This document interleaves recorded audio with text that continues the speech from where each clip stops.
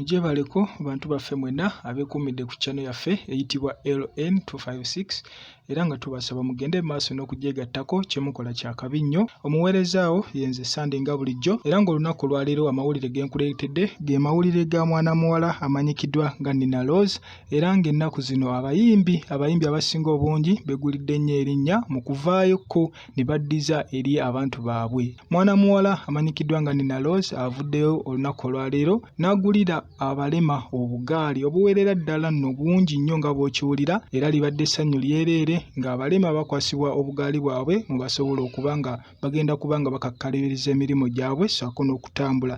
Mwana muwala Nina Rose waliba nga avuddeyo n'akola nga concert tumuwagire kubanga naffe avuddeyo n'atuyamba ng'atuyambira abantu baffe abo abalina obulemu ku mubiri.